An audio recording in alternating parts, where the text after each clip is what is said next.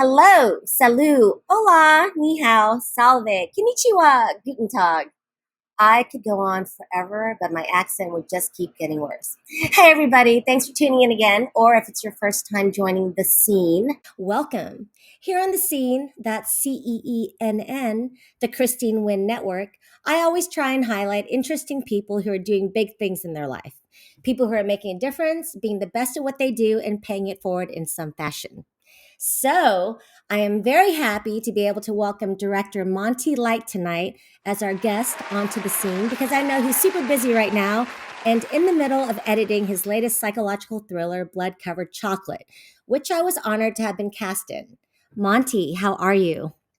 Good. Thank you so much for having me on your show. Oh my gosh, thanks for making time for us tonight. First and foremost, congratulations on wrapping your latest feature, Blood Covered Chocolate. Thank you. Thank you.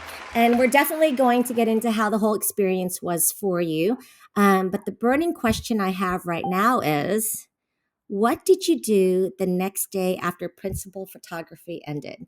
I mean, did you literally have a martini to celebrate, or were you so excited about all the footage you shot that you jumped right into editing? The first thing that I did after we wrapped was go back to my day job in Beverly Hills and work an 8-hour shift. And then I did that for the next week. But I think probably like I didn't sleep. I immediately was started editing everything. I think I have, probably about 30 minutes of it rough edited already. Well, that's a lot. So you're right. You didn't sleep at all, did you? No. I think I'm only now. I mean, we wrapped on the 15th. I'm not sure when this is coming out, but like it's been maybe a week and a half, and I'm already starting to catch up on sleep a little bit. But who needs it? You can sleep when Totally you're dead, right? right. Well, you sleep when you're dead. That's how it goes. So, how do you usually end like a shoot though? I mean, like some people are just so excited and happy and exhausted, and then some people you're just like buzzing, like in your head right now. Is most of your day consumed with this still? Yes. I mean, it's one of those things where I think in this case, one of the things that was a giant piece of like validation and made me very happy was just how excited everybody that had worked on the film continued to like talk to me about it. Everybody was like messaging me, and of course, there was a lot of like, "Oh, I had so much fun. How's it looking? How's it going?" And then just sort of just asking me a bunch of questions. But then, yes, it went one step further. We're just like, how are you doing? How are you feeling? Like, are you getting Yeah. sleep, or how are you drinking coffee again? Are you taking care of like all the breakouts that are happening on your face? I heard that you lost 9 pounds. Are you eating again? And I'm like, well, you guys are so sweet. Thank you. I mean, it's way No. better than being like, oh man, I can't. I'm so glad I'm done with this production. Never talk to this guy again. I mean, that was really great. So hearing Yeah. everybody like having a great time, I'm being really proud of the work because I was super proud of everybody's work at the end of the day. So that was nice. You were so much fun to work with. This was my first time working with you. For everyone that doesn't know, it's kind of cool too because we basically, I mean, in this new day and age, we met on social media, and that's pretty much how I got this job. So that was super cool. I mean, I think that's the first time that's ever happened for me. How do you usually get the people that you work with? Because I noticed through your other projects, you seem to work with a core group of actors that you've worked with before. Um, how do you do your Yes. casting, process? Well, it's interesting because like I still consider myself very much a baby in the genre horror or just micro budget filmmaking industry. But for me, it's like I've been working making movies, short films, then going into features for the past 20 years or so. And I have people that like my oldest best friend, who's also a screenwriter out in Las Vegas. He helped me co-write the story for my first feature, and I've known him since I was like 16 years old, and we've been making movies together the whole time.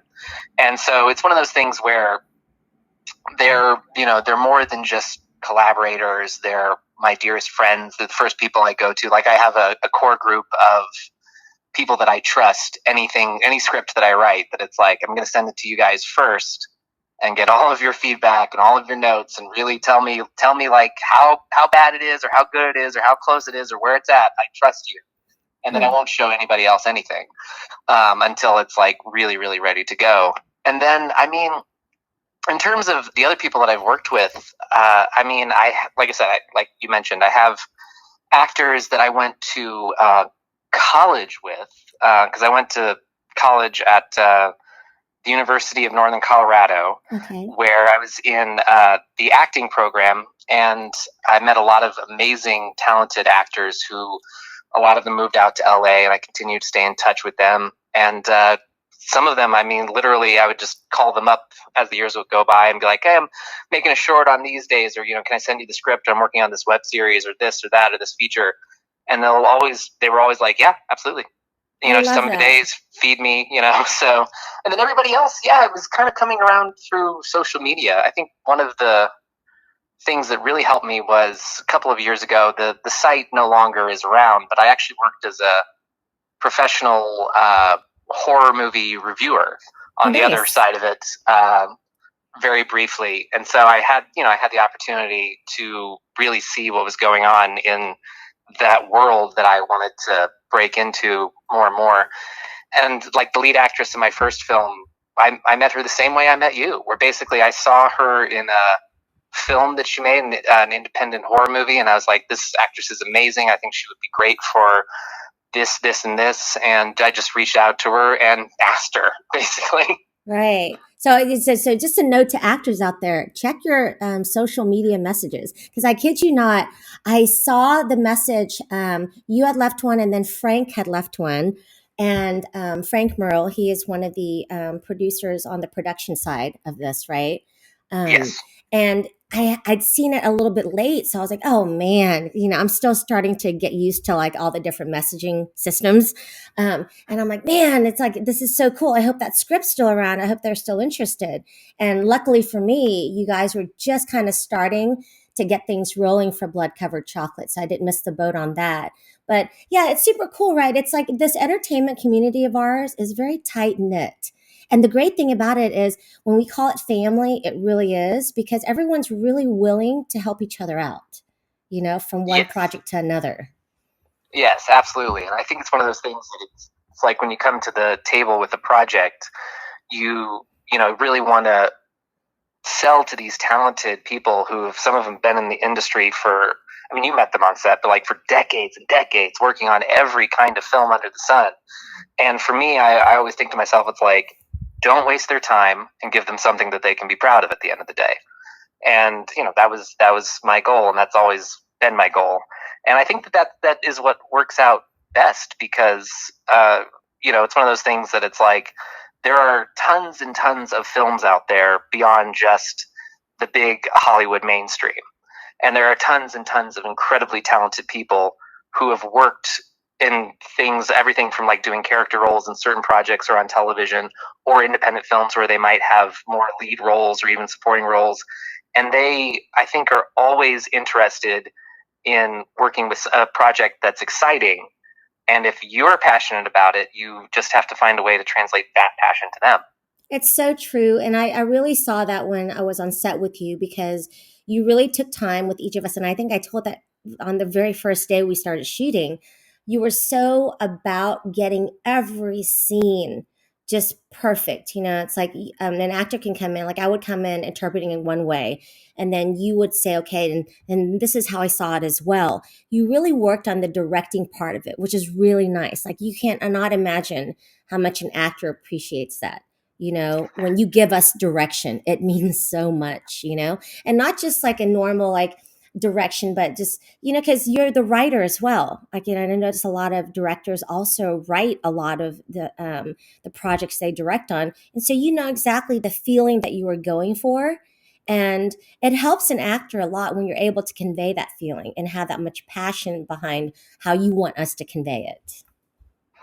Absolutely. And it is interesting because I have, not in the case with Blood Covered Chocolate, but I have directed things that I haven't written occasionally, mainly in short films and everything. But for me, it's always comes down to the story. And Mhm. I feel like what is such a great fuel for the actor is when you just take a moment to be like, all right, so what this scene is Yes. this was the moment before, this is the moment after, this is where it's fitting into the way this story is being told. And I think right there is kind of the moment for the actor to be like, all right, I've prepared everything for my emotional life and for my motivation, but now I get this objective view of it for like half a second, and that helps me kind of understand the flow of that particular scene or that particular moment. And I think it also is very reassuring to be like, oh good, I'm in the hands of somebody who knows where they're going with their Yes. vision.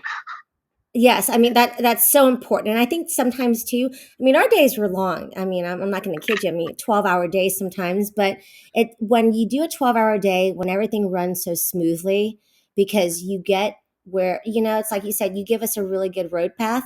It's not. It doesn't seem that long, and then it just seems we're creating something instead of just working through something. And Absolutely. yeah, it Yeah. feels great. But you mentioned, all right, so blood covered chocolate. Whenever I even just say the name to everybody, they're like, great name. What does it mean? And so you said that your writing partner in Vegas, you guys wrote it together. What was the Well, inspiration? I wrote my previous feature with him, Blood Covered Oh, Chocolate. okay. I wrote entirely on my Oh, okay. own. So Yes. I noticed though that I went through and I did my due diligence and creeping whatever through your social media, and I noticed somewhere you had said that when I think that we spoke about it too, one of our very first like chats that we had, when you're still trying to decide if you want to cast me in this, you had said that you had kind of skin in the game, and there was like a personal significance for the script. Can you talk to us about that? Oh yes, absolutely. It's interesting because there was a lot of just sort of self discovery that happened on the set of Blood Covered Chocolate, and there was just a lot of growth in terms of me as an artist. And part of that came from the fact that Blood Covered Chocolate was the first thing that I wrote when I was completely sober. So I'm an alcoholic, and it's one of those things where I've been sober for the past year and a half. And Congratulations. oh, thank you. Sorry, yes, of course. Well, it's interesting too because I really didn't sink in. I guess when going back to your first question about like, hey, did I feel directly after wrapping the shoot? Yeah. One of the things that ironically happened was that through the power of Facebook memories, a memory popped up where I realized that it had been a year ago that I had finished the first draft of the script. Oh, wow. And there I was at the end of making the movie, the principal photography. Yeah. And I just had a moment that I was like, wow, it doesn't seem like that much time at all. But for me, it seemed like climbing Everest. And it was, Yeah. it's just interesting when you look back on it and you're like, the road seems so far ahead. And when you look back, you think to yourself, wow, I could do another one of those.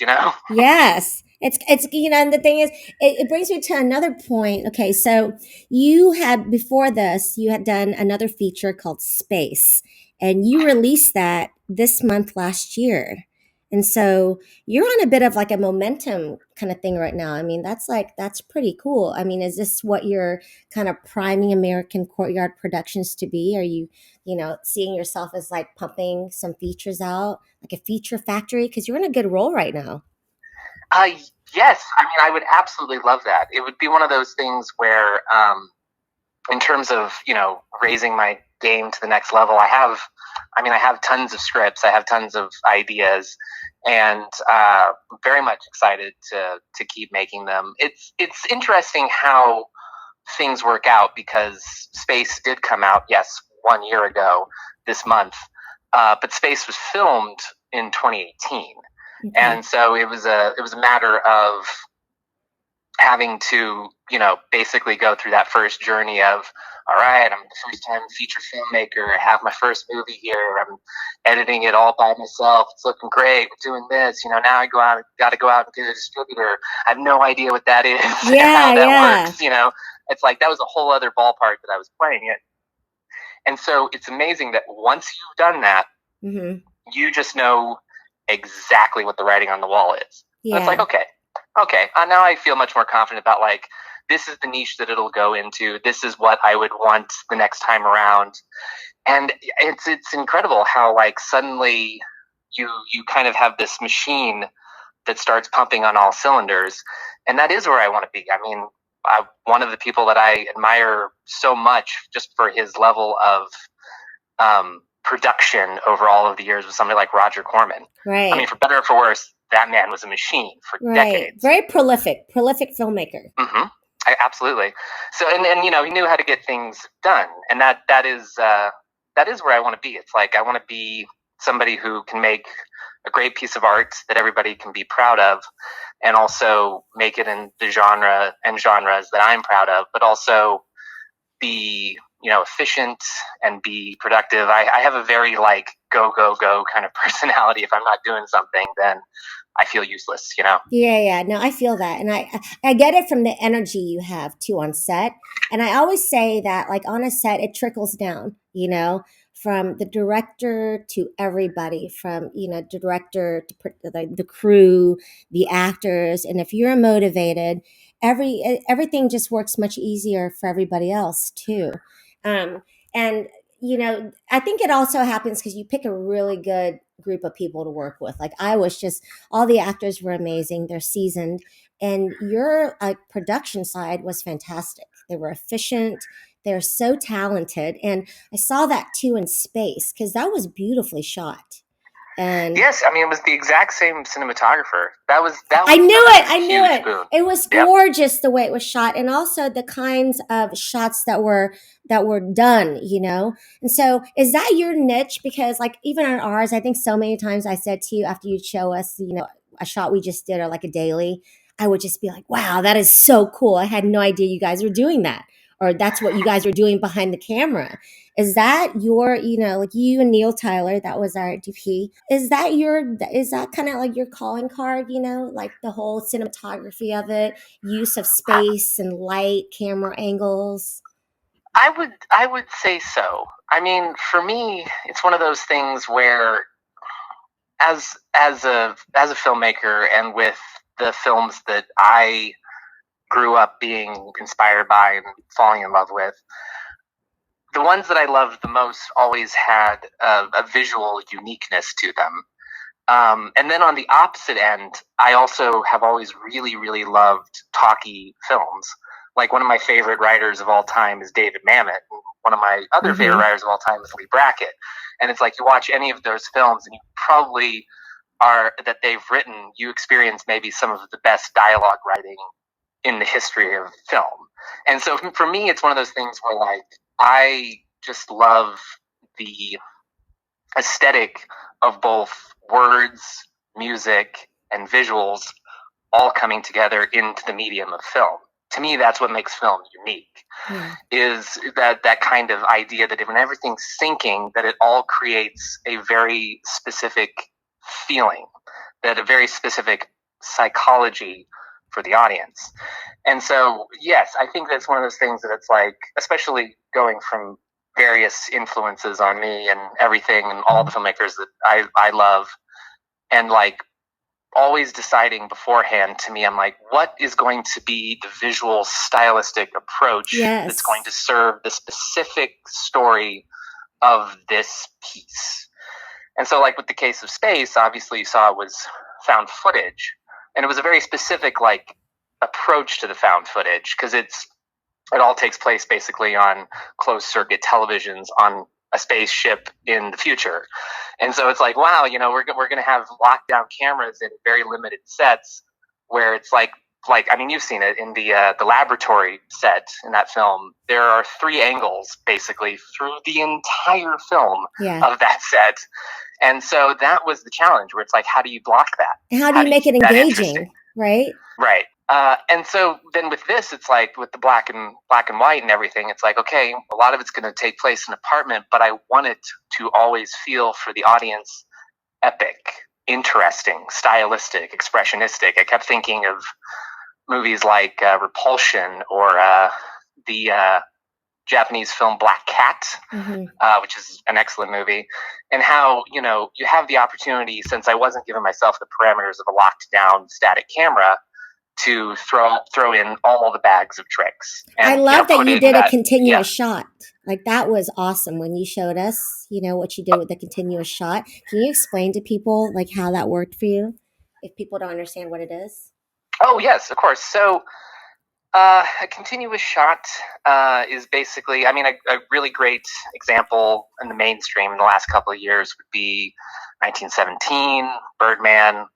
There are films where the continuous shot is an actual continuous shot. Like I think there was a film called Victoria that came out a couple of years ago, which which you want to talk about incredible. That was an actual continuous shot. So Wow. they literally ran the camera for like an hour and 30 minutes. Oh, For wow. me, I thought the movie was incredibly boring, but I was like, wow, I really admire that.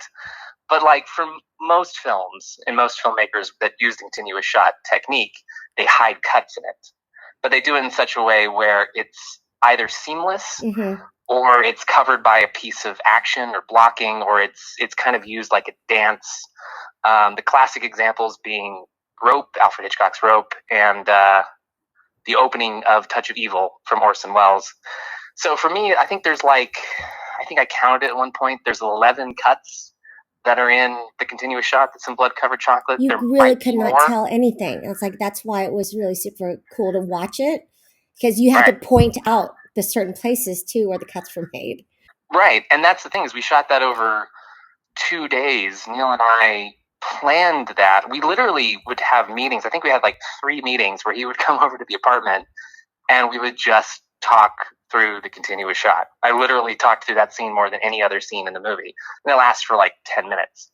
But it's like, yep, the camera goes over here and all of that. And I personally think, I mean, and Neil, I personally think is a genius He's so cinematographer. good. Like, I think he's amazing.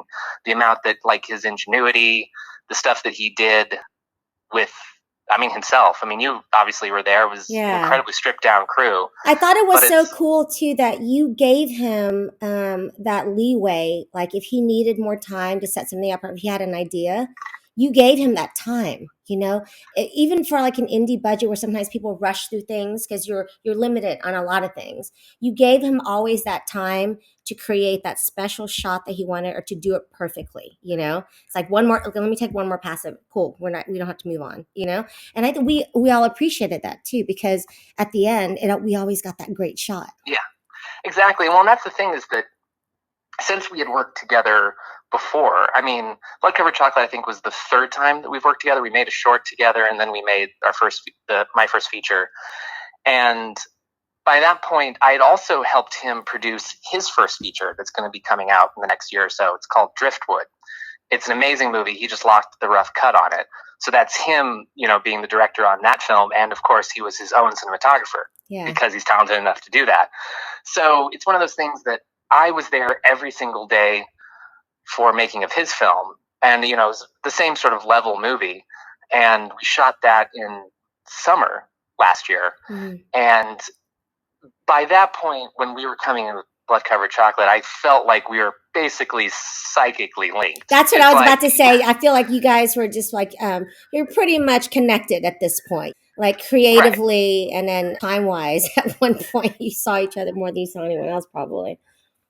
Yeah, and it's one of those things that's like I can understand why somebody like Steven Spielberg would work with Janusz Kaminski for the entire latter half of his career. It's like when you have that kind of connection and rapport, it's like was it Denise Villeneuve, if I'm saying that correctly, who's great director, like directing Prisoners and Blade Runner 2049 and Prisoners is all great. and Dune's coming out and all that. What's interesting is that even though he's an amazing director, I feel like his best films are always the ones that Roger Deakins is the cinematographer. Yeah. It's just a fact. So it's like, there you go. Well, he gets you, and I think it's like and when you share that comment, it's almost like how if you can finish someone's words or finish someone's ideas without them finishing it. That's a really good creative connection to have. Probably want to hold on to for a while. Makes your job easier. Oh, absolutely.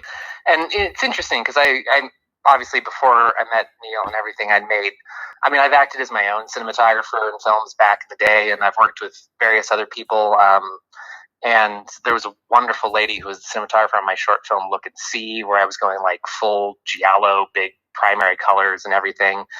And it's one of those things that it's like I personally would work with Neil for the whole rest of my career, but I know that he's too talented to always be a cinematographer. If he chooses, I know he's going to like transition into being an amazing director in his own right. So in the back of my mind, I'm like, that'll be a rainy day. But I hope that I can just, help him make it. We had the same conversation because I had asked you how long you guys have been working together because it seemed like you gelled so well. And this is the exact conversation we have. And it's wonderful to see the respect that you have for him, but also the respect that you have for him also to branch out, do his own thing, and which might leave you empty handed and you'd have to find someone else. But it's great to see someone's talent like that you work with. And I'm sure he feels the same way about you too. You've mentioned shorts a couple times now, and I did when I'm looking through your resume and your IMDb. You were pretty prolific about putting shorts out. So was that your thing? Let's like, why did you do shorts, or were you, a lot of your shorts kind of your reels to get funding to flesh out a project and do a feature? Well, I mean, I'll say this, that like at this point, I feel like the next big dream moment in my career will be to have an investor.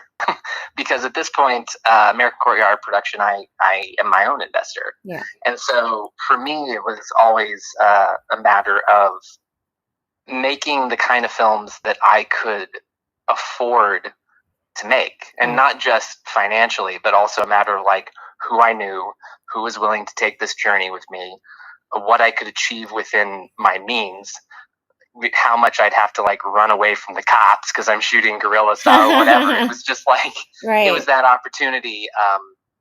And I started out when I was making my first films, I was living in Las Vegas by that point. So it was one of those things where as far back as like 2009, I was wanting to try to make my first feature, and I wanted to structure it as a series of like anthology sections, all centering around a zombie apocalypse. But it was just too much of an undertaking for my means at that time, so it ended up materializing into about a 20-minute short film called Thanatopolis, which is still awesome.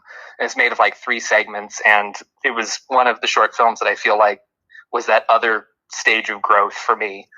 But it's just one of those things where it's like I had to come out to LA, I had to learn the breaks, I had to go to the mixers, I had to do the hustle and write more screenplays and get into more rooms, and to totally immerse yourself in this life. And it's crazy. You have to, honestly, I feel like like what you just said, you have to be here because the heartbeat is here, and this is where it's going to be easier for you to get talent, to get crew, and you're immersed every day with like-minded people around you.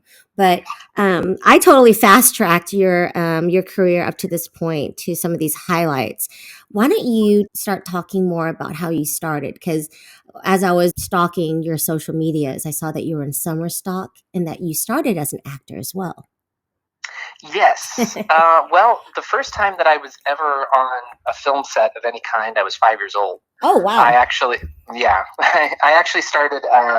And this is in Colorado? So were you born in Colorado? Is that where you raised, grew up? No, I was actually born in Tulsa, Oklahoma. Ah. Yes. And so I was born, I'm an only child. I was born to 2 music teachers who were musicians as well. And it was one of those things that from an early age, since I was born into an artistic family, they, were thrilled in terms of my like creative mind and enthusiasm and all of that. And so there was a music video that was shooting locally for a country artist. Okay, it's funny that you said country because I believe I saw something about rapping too. Probably. I mean, we're talking, let's see, I did that in like 1989. So it was one of those things, now I'm aging myself, where like, everything was long hair and vests and black jeans and boots and sequins, and acoustic guitars and bonfires. And so like I was basically, and being a hick boy in Oklahoma, I was on the set of this music video and just sort of paying attention to what everybody was doing, and I started to get some like local commercial work.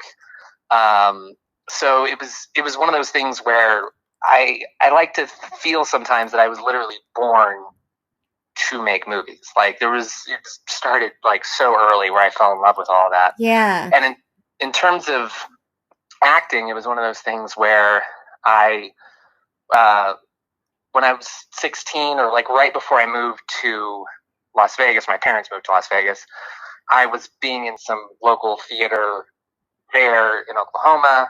I was in a wonderful stage production of Samuel Beckett's Waiting for Godot, where I started to like really fall in love with absurdist theater and surrealism and all that stuff. And then we moved to Las Vegas, and I went to a performing arts high school. Oh wow, Uh, that's so cool. yeah, it was like Fame, only So this I don't know. is where too, because even on set, it look you were just so well rounded as a director that I was like, was he a dancer too? Because you knew movement, just from the way you talk, the words you would use. It's like you knew movement, you knew music, you knew directing. You're very well rounded. So I get it now. I totally get it. right, yeah, yeah. So it was basically just all arts and literature and acting and films all the time. And I was a bit of the I think I was a bit of the oddball, a bit of the shy kid because like one of the reasons I think I ultimately decided that acting was not a calling I wanted to You're pursue anymore reading because my I always mind because I was just going to ask you. So, what was it that made you decide? Because you could have gone so many directions, and the thing is, you write a lot of your features and you direct them. And now that I know you're an actor, which came first, and why did you pick it? So you were shy. well, I mean, to me it was one of those things where I just became less and less passionate about just that one piece of the storytelling. Hmm. And I was always directing. Like I said, when I was 16 in high school, I started to direct my first film. Freshman year of high school, I was out there with my friends from the performing arts school, and we're just like doing all these crazy, weird experimentations with the camera. And we were shooting on like an old, was it a super? Well, it wasn't a Super 8. It was actually those industrial like camcorders that were like actually the old tape. In fact, what's funny is if you can track that film down, there's parts where you can see little black lines on the film, Oh my and God, that that's was so that was great. from the Vegas wind blowing the tape off of the spool. Oh my gosh! Wow, Yeah, that's crazy. When did you get your own camera? that was that one. That was That was that that one. was Yeah. And what's funny is that my friend at the time, when we were making each other's films and everything, he kept that camera, and I don't have it anymore. Oh. But it was super cool. And basically, yeah, around college, where I was still studying acting, I started to do some theater directing there too. I was directing. Interestingly enough, I was directing Samuel Beckett, actually his short plays, and just sort of realizing that my passion was moving in a different direction. And I thought, like, I'm not really that good at it, or because it just wasn't there for me anymore. But I loved actors, and I loved that approach to the storytelling, because to me, if a film doesn't have high emotion, which is created by your actors, your characters, and your relationships, then it's not a movie that's worth your time. I hate boring like slice of life movies where like Right. nothing happens until the end of the film. Yeah. It's like I want high operatic emotion through the whole thing. Take me on a roller coaster. So did you start writing too? It's like, did you always write? Uh, yes, I mean actually when I was around that same time, I did write a one act play that got performed in a like a local like summer festival. Oh, nice. It was two-person play, and I was writing all along, and starting to write screenplays. I really started to cut my teeth on writing features like in college, like really seeing what the breaks or that on that were, and Hmm. understanding the screenwriting format and everything. And when I moved to LA, several years of just submitting my script and trying to see like how do you go about this thing? How do you go about like putting on a bigger production basically and getting a finished film? And I mean, I was very fortunate that I did get. There was one screenplay that I wrote that got an award at the Austin Film Festival Oh, that's great. 2015. But the best part about it was that I went to Austin, went to that film festival. That's where I met Neil. Oh, wow. Okay. Yeah, because he had placed there too with a script that he wrote. So it's just one of those things You where, guys like, really, and then were you both already in LA and you just happened to be in Austin at the same time for the festival? yes, we were both living in LA, and it was a match made in creative heaven Had because never met before in LA too, just like your paths crossed in Austin at the festival. That's really cool. yeah, exactly. So, I mean, it's like it is. It's a crazy small community because I met Neil at Austin through a mutual friend that he had that I hadn't that I actually went to acting school in Colorado with, like, almost, I don't know, almost 10 years before. Oh, wow. And he was there at the festival, like, performing a stage reading, and just randomly said, "Oh wow, I haven't seen you in 8 years." And he's like, "Yeah, I want you to meet my friend Neil." And boom, there it happens. Well, it's like providence. That things happen for a reason, especially when, I always feel like birds of a feather find each other. Absolutely. No matter where you are in the world, because I always tell people, and the entertainment industry seems big. It sounds big because there's so many actors, so many production people, and everything. But it gets really small because when you're in this community already and you run in the same circles, you're gonna end up bumping into each other. I love these stories and can't wait for Neil to hear these things too, because it's a real testament to when you really appreciate the people you work with. That karma just comes back twofold, because I'm sure like how you feel about those you work with, the same goes for them with you. The heart that you put into everything. Absolutely, and that's the thing, is that you have to be nurturing and respectful Mm-hmm. and helpful in the film community with people that are going to up your game and teach you things and take you to the next level, and then you hopefully repeat it, and it just keeps going because film is a collaborative art.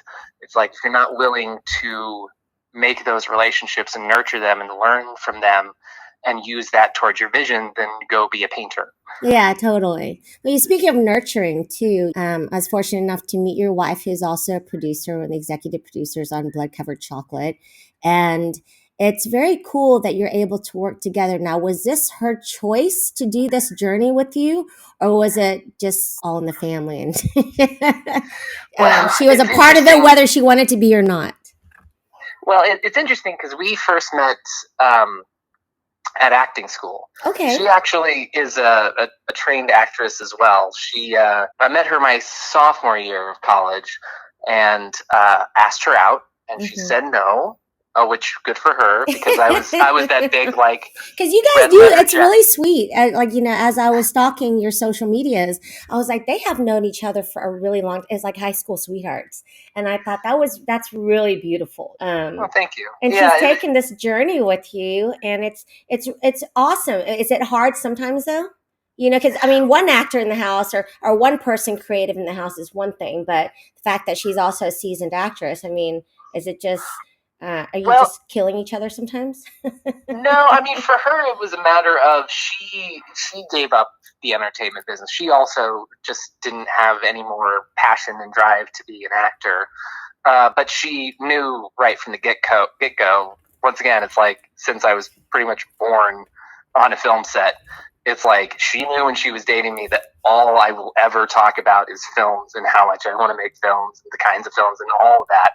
So for her, it's one of those things where she took it upon herself quite graciously and wonderfully and supportively to be like, "Yeah, I'll help you figure out the business side of things. I'll help you figure out how to do the contracts, how to deal with the permits, how to do this, that, and the other thing, the insurance." And I've learned so much from her Yeah. about that kind of line producer, executive producer role.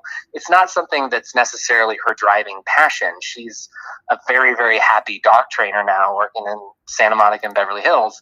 And it's great. And I'm sure, like, somewhere along the line, she'll be like, "Yes, honey, I would just love it to be able to go to the premiere with you and just watch it and all that." But Right. she's come from that world. She's come from that life. And she has an amazing head on her shoulders. And Yeah. she's helped me through so much. And She yes, it took is on a lot interesting of the that, burden to give you your creative space, I think, to let you really burgeon and blossom doing what you love to do instead of having those other worries, which I think is really sweet. yes. And also it's one of those things where like I always reassured her and continue to reassure myself that it's like, there's the image of, oh, be like Robert Rodriguez and just go max out a bunch of credit cards and make Mm. El Mariachi and you're going to make it. And it's like, that's pie in the sky and not particularly smart. So it's one of those things that it's like, if you want to have sustainability, it's about the relationships in the actual film community and about honing your actual craft and your attention to detail and also understanding what your means actually are. And so, it's one of those things that I've always promised Susan, that it's like, film is not going to ruin us. Like, I Yes. will, work and be diligent to maintain our family first and foremost. Right. And then after that, it's like, I'm a dreamer. I know that I can have both. I like that. I like that you're a dreamer, but you're a dreamer with your foot placed firmly on the ground, which I think is important because I think that's going to give you longevity too. You're not going to burn out so fast. Right, exactly. And I know that it can be a really like messy business, and Mm. you have to make hard decisions sometimes, and there can be predators out there, and you just want to maintain professionalism and passion and Right. artistic integrity and support all that. And then you just sort of get a nose and an eye for things. Like I've had those moments in the past where I was like, oh, that didn't work out to my benefit for whatever reason, but it's like, oh, I just won't work with that person anymore. I won't do that anymore. And you just sort of learn that you have to take care of, number one, and your own emotional health and in your work and your art, Yeah. and not let yourself be brought down. That's so true. You have a great attitude about everything, and I feel like that attitude it spills over into a lot of things that you do. And but the thing is, you're a really deep person. Like when I sit and talk to you, and even now, but there's also this very lighthearted feel about you, which I got a lot because I see that you're a big fan of comic books. And kind of that fantasy Yes, I world am. too. So I'm going to have to ask you this, and I'm sure the moment people hear about comics, they would ask you, are you a Marvel's person or are you DC? All right. So here's the thing. Oh, strap in. No, actually, what's so funny is that I think my wife will always find it to be kind of a romantic memory, because you know how when you're in a relationship, there's always that moment, especially when like it's that great relationship in your life where you just spend the entire night talking, Uh-huh. and Yes. you stay the whole night and you're like, oh, that was great and that was amazing and everything. So It's the not just breakthrough in for rom-coms, everybody. It does happen in real life too. right. Well, the big like watershed for Susan and I was when I basically talked her ear off for an entire night about Superman. So, long story short, I'm a huge DC boy, in particular Superman, in the comics. However, I think that in like movies and entertainment, Marvel's killing it right now. For me, it's And why like is the that? comic. Why are you the DC guy when it comes to comics? And then are you just the Marvel guy because film wise they're killing it with how they're producing things and how they're depicting things? Well, I think that it's interesting because for me, and my love for comic books, I think, is as equally eclectic as my love for movies. And I feel like Mm. sometimes people don't understand that comic books mean more than just the tights and the capes. Right. Uh, but in terms of my love of DC, we're talking about characters like Superman, Batman, Wonder Woman, Flash, Hawkman, all that. Characters that go back into the days of the old mystery men in the like 30s and everything, whereas Marvel had its birth in the swinging 60s. Mm. So to me, I've always loved the more mythic quality of the DC characters. They feel very much entrenched in an older sort of like mythology, almost Greek and Roman, and has that they have that kind of monomyth quality to them. Mhm. Whereas with Marvel, and I think this is one of the reasons why they're so successful, in films right now is that they basically write, characters with extraordinary abilities who have everyday banal problems. Like Spider-Man can't pay the bills, like the Fantastic Four, work for a charity and are always worried about being foreclosed on or whatever. And it's like people can relate to the supposed greater depth of psychology of the Marvel characters. And I think that's the difference. I feel like DC doesn't have enough faith right now, at least in films. Sorry to speak ill of you, Warners. Please hire me someday. But of just like trusting the fact that their characters have a long history of interesting writing in the comic book medium. And I think that they could translate that a bit more. Right. I like how you broke that down. I've asked a lot of people and I've never gotten that perspective before. That's cool how you've thought it out. Has anyone ever asked you this before? Or did you sit down and think to yourself, why do I gravitate towards, one kind of writing more than the other? Yeah, I mean, I guess that's one of my things is and I mean, Susan will probably tell you, like, she'll probably roll her eyes and sigh, is that I overanalyze absolutely everything. Yeah. I'm just that guy that's like, oh man, what is this? Oh, that's amazing. Oh, la, la, la, la. Like, I can't turn my brain off in that respect. Well, that's a good thing when you're a writer too, then, because I mean, you will always be able to write. I'm sure you have gone through writer's block, but it's a good thing that your brain is always going, you're always thinking. So we've talked about, like, I can tell just from talking to you and being on set with you and watching how you react or act with the other actors and your crew that you enjoy every moment of being in the creative process. But there has to be, I mean, I didn't see it personally at all on the 6 days that I shot with you, but what is a bad day on set for you? Like, can you describe your worst day ever so far that you've had on set, whether it has to do with you or someone else? You don't have to name names or anything. Well, I mean, probably it's interesting because, like, for me, especially when you're making a micro budget film at the level that we're making, Yeah. Like, everybody is passionate, everybody is focused, everybody is being very giving of their time. And it's also one of those things that, since you're stacking a feature film shoot into Blood Covered Chocolate was 15 days, Space was actually 11. Oh, wow. Yeah. So when you're stacking all of that in there, I sometimes feel like, in fact, I know that I'm like, the day that I just had filming would probably equal like 3 days on a bigger budget. You're like reading my mind. No, seriously, because you're a writer. We had one scene, it was a 6-page dialogue scene. And that on any, like, I did a movie recently, huge, big budget studio feature, and it was a 7-page dialogue scene, and people were fretting that. And the scene was the entire day. It was a 9-hour day, just that scene. Just That's that a luxury. Scene. Yeah. But I mean, but you're talking, like, I asked you about the worst day, and that can be like a scary day for anyone, but you're almost painting it like it wasn't so bad. Well, it's interesting because for me, like, there were just moments where I look back and I'm like, wow, the first part of that day was rough, but then, like, the middle and later part of it, absolute dream. So then in my mind, I feel like at the end of every day, I'd gone through 3 days of emotions, or 3 days of journey and everything. And, like, I personally have this moment when I'm, like, directing, when I'm on set, when I'm having to hustle and move around. You were not there for that day, but there was one point, and once again, on any other film shoot, there was a part where we had to do some green screen work. But what's interesting is that, like, we shot that with a trick perspective, shooting down and making it look like it's going to be horizontal.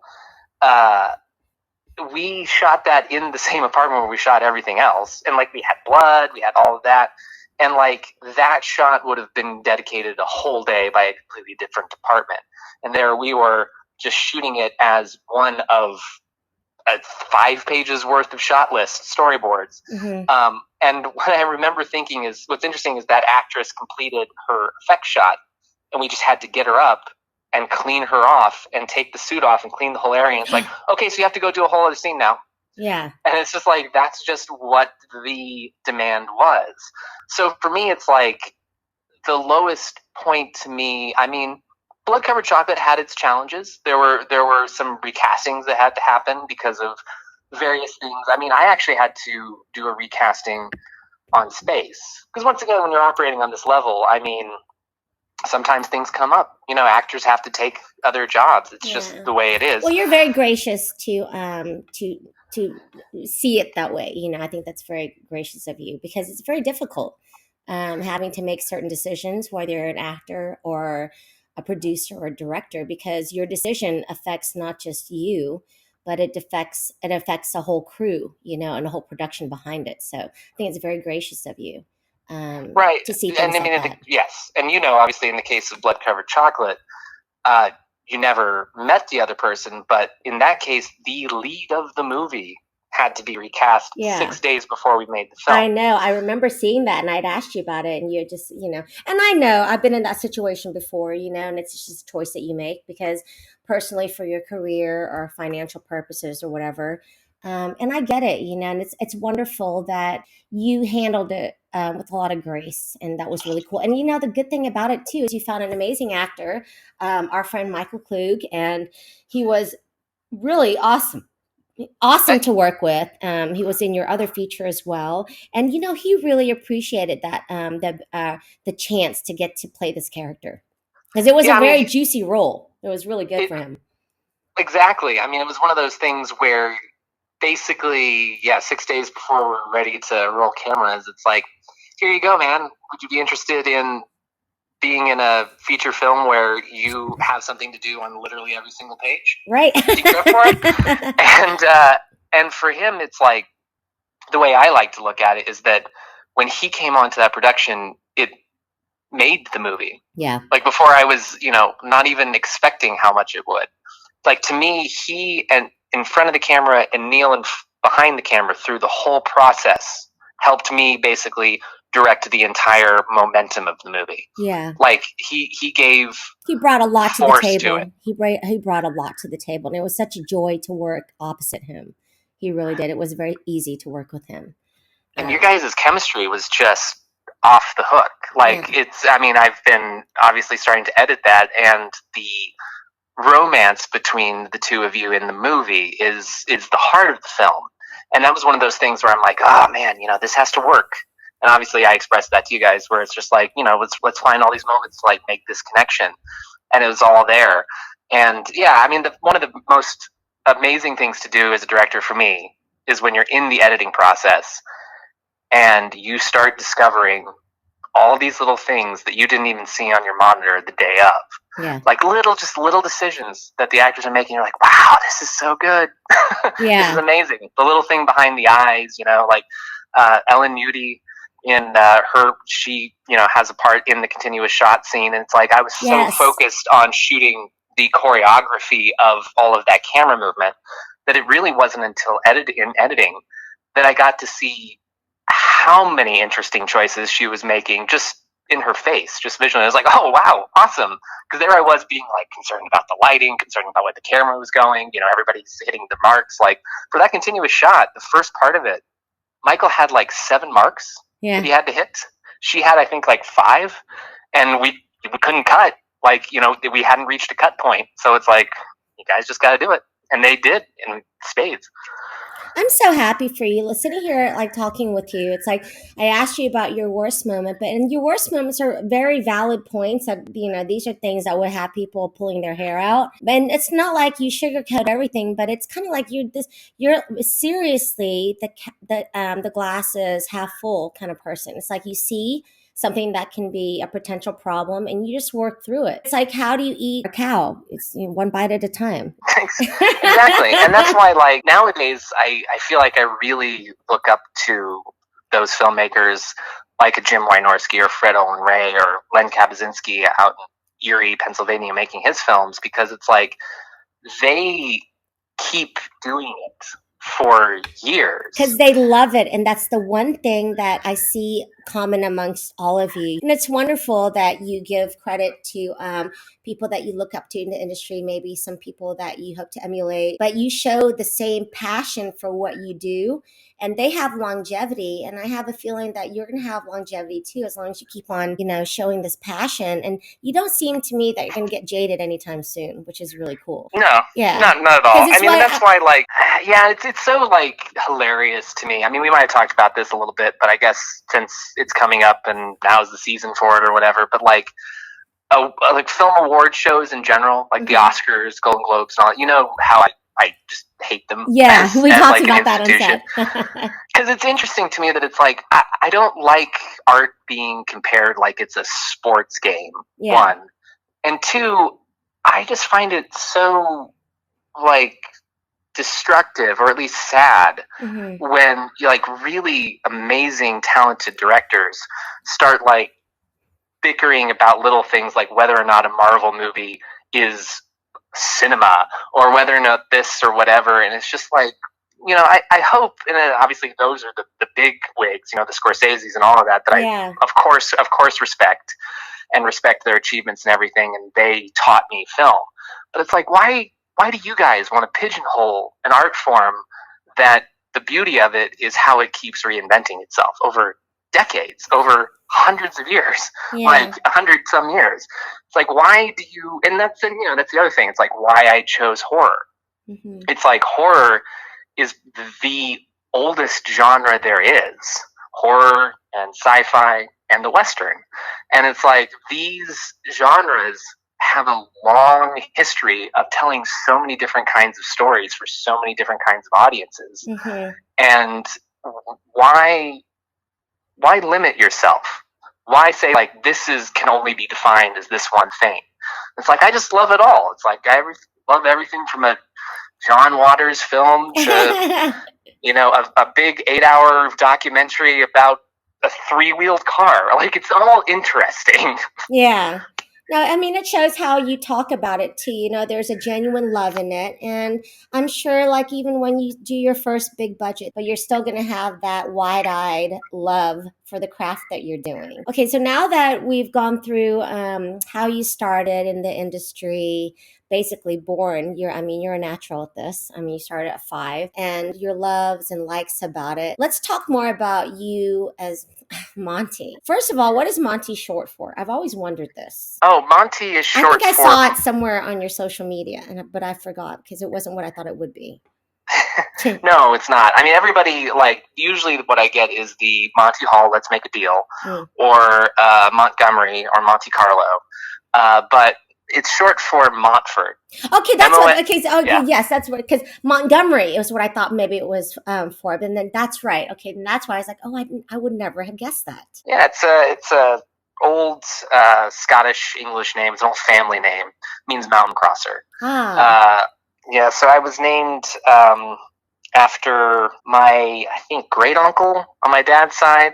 And my middle name's Joel, Joel, and then Light is my family's Monster name. Joe So Light. It sounds like a classic leading man's name. It does, right? You could see it like in lights somewhere. It's very regal, very elegant. well, it's interesting that like with those initials Montford. Montfort Joel, it's like I sometimes forget that I am technically an MJ. But nobody will ever call me MJ. But I was like, yeah, I guess I'm Mary Jane Watson. No, but yeah. So that was my name. My parents like we come from it's all Scottish. Like we're all Scottish heritage. They came in through Canada somewhere in the 1800s, I guess. That's all I really know about my family. Yeah. Like I said, I was born an only child, so I've always been sort of in my head and on my own. And That's yeah, why you're I so mean, creative too. It's like my brothers and I have 7 and 10 years apart. So for a long time, I felt like an only child. But you yeah, you build this world when you're an only child that has a cast of characters to keep you company. And I think sometimes we're lucky. A lot of people might be sad, but it's kind of made you who you are, and that's special. yeah, absolutely. I mean, I when growing up, I always did wish that I had an older sister because I wanted her to introduce me to all her older sister friends. Oh, you're so funny. How crafty you are, Montford. I know, right? Spoken like a true younger brother, right? Yeah. So So here's yeah, another that thing that I see. This is here's another thing I found out about you. Besides the fact that your name is not short for Montgomery, I saw that not only did you start out in this industry, not like it's starting out, but you were on a game show. yes, I was on. I was on Price That is Right. yes, That's one of the yeah. longest running, most beloved game shows of all time. How did this happen? Well, it's interesting because that was an important turning point actually for me because the money that I won on Price is Right financed Space. Oh, right. Because the thing is, too, a lot of people go there and they get the name tag and they sit in the audience. You actually got up and you spun the wheel and everything, which is like, wow. Yeah, I got to shake Drew Carey's hand, and yeah, it's interesting because like basically we were there for my sister in law's 40th birthday, Okay. and uh, it's one of those things when you go through. Have you ever been in the Price is Right audience or done that experience? No, but I was at the very last level when they wanted an ethnic, one of the models to be ethnic. I was actually, I got all the way up to the very last casting process where I got to go and do Showcase Showdown and showcase the trailer or the RV. So Ooh. was never on the other side, but almost got to be one of the models for it, which I would have loved. Great contract, but no. Well, if you had worked for them, I would have recommended that you tell somebody that they should put a railing on the back of the Plinko, like thing. Oh. I almost fell off that thing. Basically, yeah, I came. So everybody's there, and they're like, "Oh, you have to give a little pitch to the producer who's going to like choose who gets to go up." And so I just did what I always did, went and enthusiastically made a fool of myself. I love and it. then The stage is got much smaller, isn't it? The whole studio and the stage, isn't it much smaller than you would think it would be watching it on TV? Oh yes, I oh thought it much was smaller. tiny. Very like cold and air conditioned and everything. There's a moment because I know the episode's somewhere in there, and I'm sure Susan saved it. But like in the video, there's a moment where like I just was being a total like spaz and razzmatazz. Great for But there's a TV. moment, especially when like I started to win some of that money, where you can see my eyes being like, "Oh wow!" Like we're starting to see. I can win it all. Whoa, something's happening. So afterwards, like it was one of those things where I just went up to my wife, and I'm sure she'll tell this story completely differently. But I went up to my wife, and I'm like, "Hey, honey, I want to take this money and make my first feature." And she's like, "Okay." Like I said, she'll probably tell the story differently. But interestingly enough, it was a very interesting challenge because it wasn't like $1 million or anything like that. But still, it's a good chunk of money. That which is kind of like a windfall. Like, how did you know that morning that you would have that much money by the end of the day? Exactly, but it was just where it needed to be. Where I was like, I knew in my heart that I could do it, that I could make it work with like every favor I could possibly call in, with all of the amazing people that I had met up to that point. But I also didn't have a script at all. So like Space was not written until after the fact. So it was one of those things that knowing what my parameters were, I was like, I need to come up with something that could be made this way. Well, you worked backwards, which is kind of cool, Yeah. And in fact, I actually started writing, I think, 5 scripts that I abandoned all of them around like 20 pages because it was just like, this isn't going to work. Yeah. It's either not going to be interesting enough or it's going to be not within the means.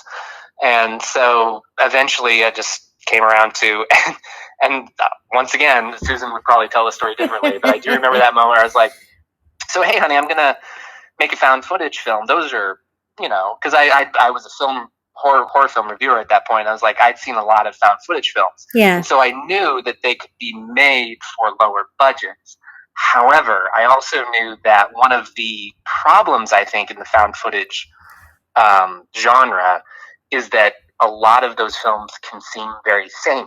Because it's like, oh, they're always in an apartment, oh, they're always like reacting to spooky stuff, and you're moving the camera around. And it's like, what can I do to change up the conventions of that? Found footage from a space, station. That's amazing. Yeah. Yeah. I'm like, well, just put it on a spaceship. Yeah. And it'll be in the future, and that'll be great. And Susan was basically like, so you're going to make a micro-budget film on a spaceship? I'm like, yeah, so, it's easy. Yeah, that was my naivete. But like, finding the set that ended up being in the movie, because it was a prefabricated set that was at a place called Fonco Studios in Glendale, and we had one day to literally load in and change the look on that whole set. Oh, wow. And we shot there for 5 solid days of the 11. And then the whole second half of that film was shot, interestingly enough, in our same apartment in the bedroom. These are great moments that you're going to look back on, once you have bigger budgets to work on and think to yourself, I can still make it happen. This is inspiring for a lot of people when they listen to it. I'm sure a lot of independent filmmakers and also a lot of budding filmmakers. What would you, having been in the industry for a while now, you've got 2 features under your belt, what is a piece of advice that you would give to somebody besides you need to have a passion for what you do and you've got to really love what you do? What is a piece of advice that you would give to a budding filmmaker? I would probably tell them to actually make a film and to actually write a screenplay. And I know that may sound kind of sarcastic-y. When I was going to a lot of mixers and conventions and things like that, and doing the pitches and all of that, I was meeting a lot of like fellow screenwriters, or just, as you were saying, the budding filmmakers, or people who come to LA with the dream, people who have this and that. Right. And one of the things that would constantly disappoint me is I would start talking to these very interesting people and be like, yeah, I mean, that story sounds interesting. Of course I'll give it a read, or it might be good. Yeah, can I give it a read? And they'll be like, yeah, I haven't written it. I hear where you're coming from. I get it. So basically, get out and do it and stop talking about it. Yes, because it's one of those things that it's like, it's like that old question of like, oh, whether or not you should go to film school. Right. And for me, I feel like if you want to do anything else in the industry besides be a film director, go to film school. If you want to be a film director, make a film. Okay. Because it's like, there is no checklist of what the qualifications of a film director are. Mm-hmm. In the end, I think the only thing that separates a filmmaker from a non-filmmaker is making a film. You have to prove to yourself that you have those indefinable qualities mm-hmm. that lead a project from point A to point Z. If you can do that, and if you can do that consistently, you're a filmmaker. That's all it is. Now, if the question becomes whether or not you're a good filmmaker, right? I think that is subjective, and there have been tons and tons and tons of filmmakers who were never given any respect until they were either much older or dead, like Orson Welles, who we consider the genius of film. I mean, Citizen Kane was booed in its day. Mm-hmm. His other films directly after it were big old fatty flops. That's why he had to go to Europe. And then he became the genius later. And likewise, I think the best way that you can become a better filmmaker beyond that is to watch films. Just watch every kind of film. Don't have any judgment. Mm-hmm. And of course, my other friends would probably tell you, I mean, this is a side of me maybe you'll see eventually. It's like, I bitch a lot about filmmakers I don't like. Mm-hmm. I'm very passionate about it too. It's like, oh man, that person's so overrated, or I hate that film, or that didn't work, or whatever. But that all comes from the passion of wanting to watch the whole history of this amazing medium. And it's like, for me, it gets to a point where I can't, it's like looking behind the Matrix, it's like in that film, it's like I can't watch a movie and not start to see all the little pieces in it. Mm-hmm. But that's why I enjoy it, and it's like, oh, okay, that's interesting, that choice is that, it's whatever. And it's like, all of that goes somewhere into the back of my little puny lizard brain box. But you are a filmmaker, because a lot of people, if they get to that point, then they say they're not enjoying watching a film. But for the fact that these are the points that make you enjoy, give you this bliss of watching a film, that you're a filmmaker at heart, Right. And it's just amazing. Born this way. I always love, it's like I love magic and I also do magic tricks and magicians and all of that. To me, film is the same way. It's like I love it where it's like, oh, look at how they pulled that off, or how did they pull that off, or that was interesting. And it's like that's what's like so much fun to me. Or I like to sit back there and be like, oh, I think I figured that out, or what have you. So it's one of those things. It's like, yeah, if you want to be a filmmaker, go make a film, and if you're not making a film, watch a film. And if you want to do anything else but be a film director, if you want to, go into the more specifics of being an actual like master cinematographer or Mm-hmm.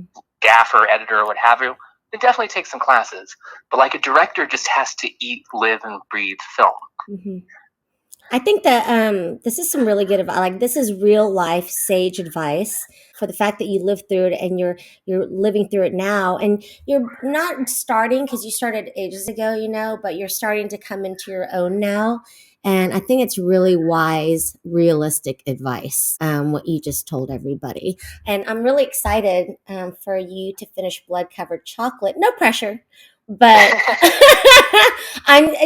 talking to you tonight has been such a joy, Monty. It's like, I've done this for so long, but seeing and hearing your passion for it, for me as an actor, makes me want to keep on doing it as well, as long as I can keep on working like with directors like you and with people who have this passion, because I feel the passion that you feel on the other side of it. So Well, I can't wait to work with you again. I Of know. Thank course. you. And thank you so much. I know that you're really busy, and like you said, probably haven't slept much. But Well, who needs sleep? you're a baby. You don't need sleep. But I know thank you eventually, so. like Like, you have those collapsible moments where oh you're yeah, like, I mean, you don't even know you sleep. You just pass out. That's when you sleep. You just basically you black out, you pass out, and you wake up and you start all over again. But right. that's our business. So okay, tell my audience how they can keep up with you, all your different projects, release dates, especially for Blood Covered Chocolate, and also if they want to stalk you a little bit too, how do they find you? Totally. So I'm on Twitter. Just type in my name, Monte, last name Light, Light, Monty Light. I'm also on Facebook and Instagram, all the socials. Just you can find me by my name. I have a Patreon, uh, patreon.com/ the real Monty Light. Nice. And then in terms of my first feature, Space, it's on Amazon, it's on iTunes, it's on Vudu, it's on Zumo right now on the unidentified channel. And that's a fun time. Space, and in terms of wanting to track down some of my other shorts and everything, there's actually a collection of 5 of my short films from Meridian Releasing. You can find Nice. the DVD Blu-ray of that online. It's not anywhere on a streaming platform, any of those short films as of right now. Those are how you can talk to me. I'm always like very open to chatting. As you said, like we connected through social media. So that's the wave of how I find talent. I found so many amazing people that I'm working with right now just through chatting about artistic stuff. Yeah, and as you've heard Monty and just chatting with me tonight, I'm sure that if you're out there and you have a question you want to ask him, I bet he would reply to you. Right. Anyways, Monty, thank you so much again. I'm so excited to see you, hopefully for the screening or sooner. And send my love to Susan, and I'll bid you adieu and let you get some sleep tonight. Yeah, you take care. All right. All Thank you so right. much for having me on. Have a good night. Thanks, Monty. Bye. Bye.